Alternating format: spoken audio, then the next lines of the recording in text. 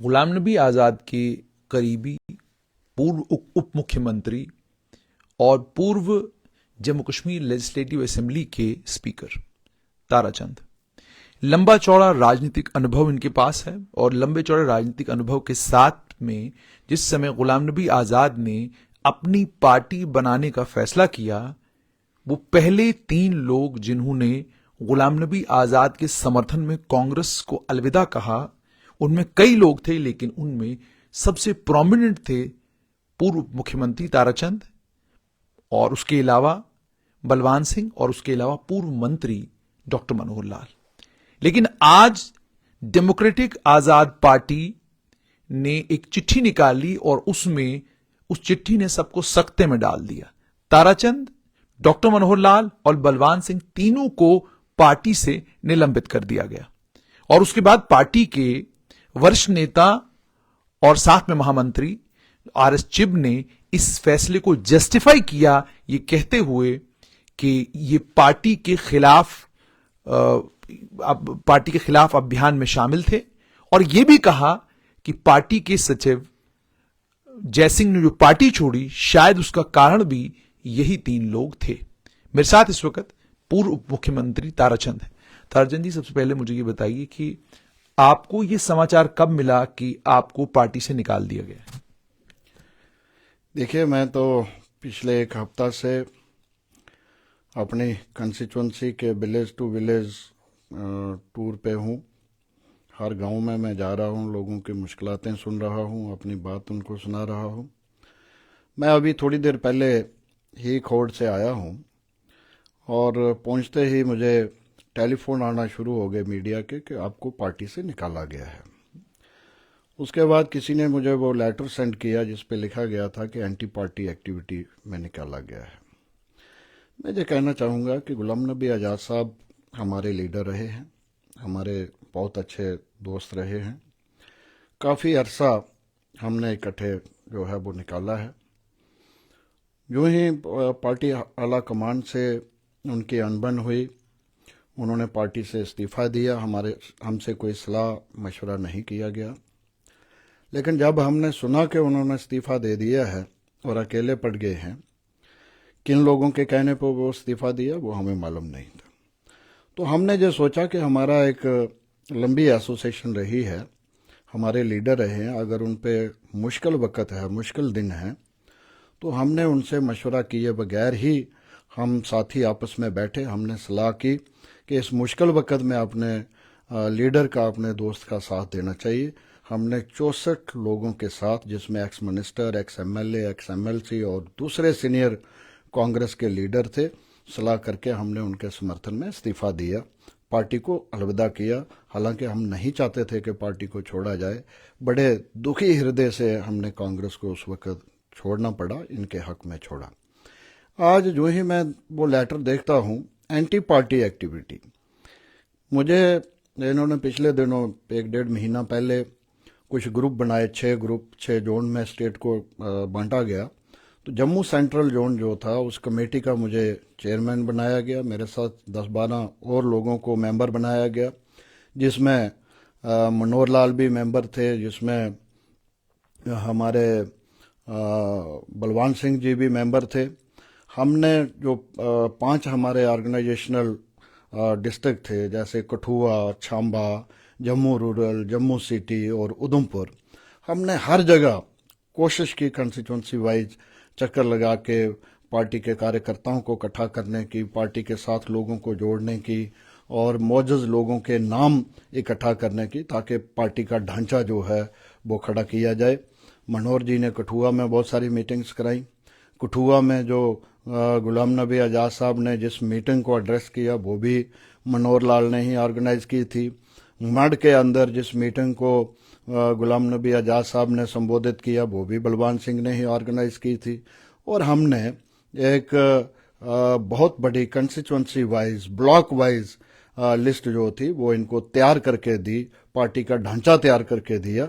अभी पार्टी का तो नाम ही कहीं नहीं है, अभी नाम अप्रूव नहीं हुआ, पार्टी का रजिस्टर नहीं हुई, पार्टी का निशान नहीं आया, तो एंटी पार्टी एक्टिविटी कहाँ से आ गई? इतना काम करने के बाद भी अगर ये सिला जो देते हैं हमारे साथियों को एंटी पार्टी एक्टिविटी, तो मैं समझता हूं कि पार्टी के हक की एक्टिविटी जो है वो कैसे होती है, कहाँ होती है।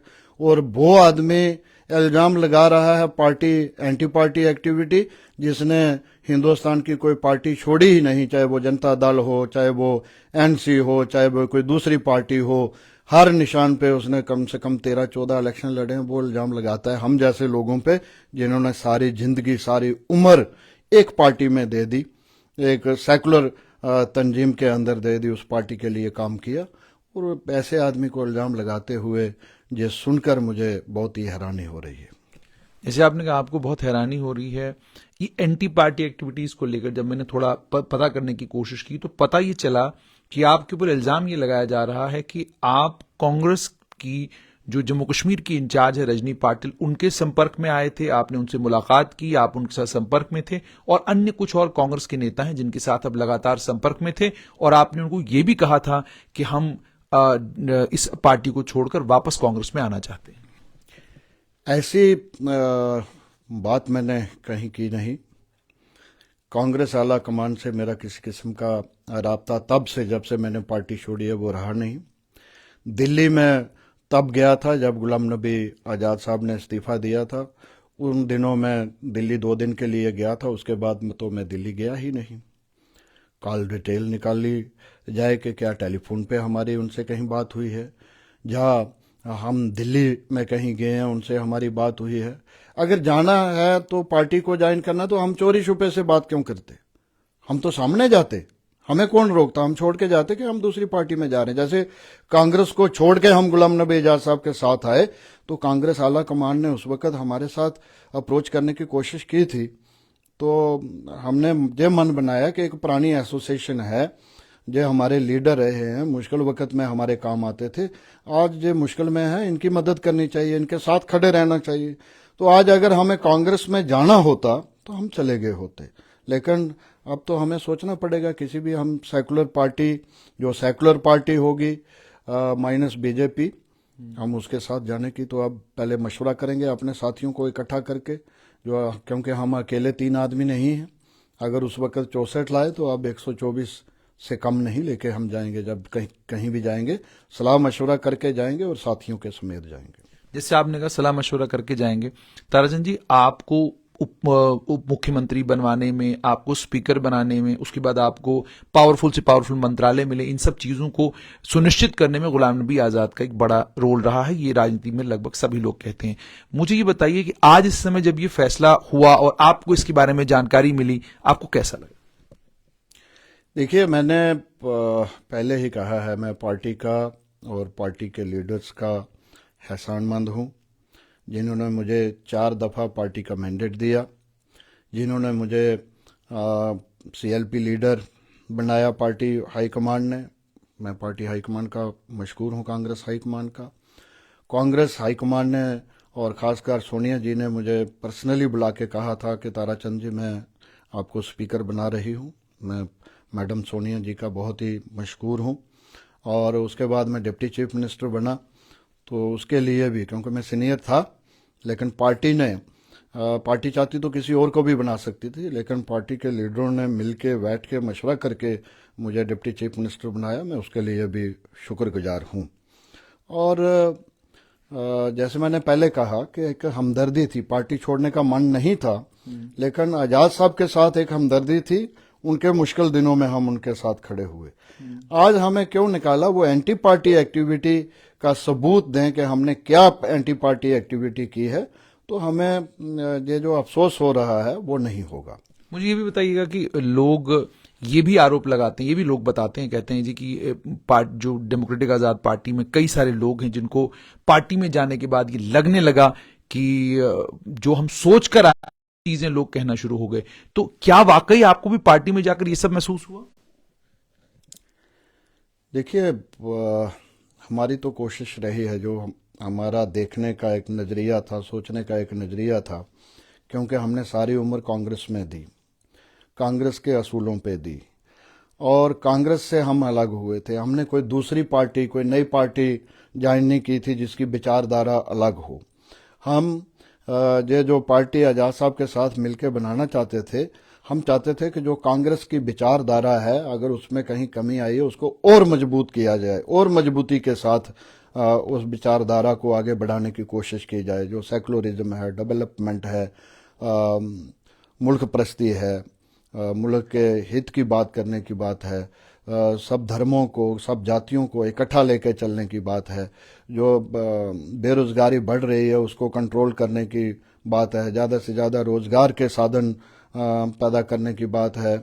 ये चीज़ें लेके हम आए थे और इस सोच पे हम चल रहे थे। हमने तो इस पे विचार नहीं किया और लोग तो कई किस्म की बातें करते हैं, मैं वो बातें दोहराना नहीं चाहता हूँ।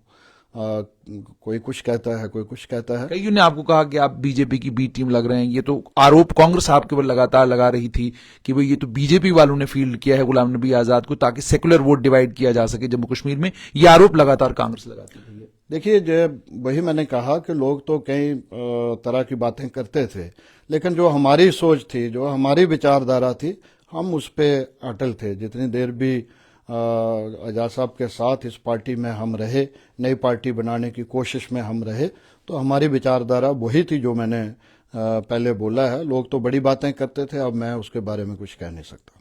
तो क्या मान के चलें कि पूर्व उप मुख्यमंत्री ताराचंद जो है, जब राहुल गांधी की यात्रा अगर कोविड के चलते भी उनको इजाजत दी गई, लखनपुर पहुंचती है, तो आप भी शामिल होंगे?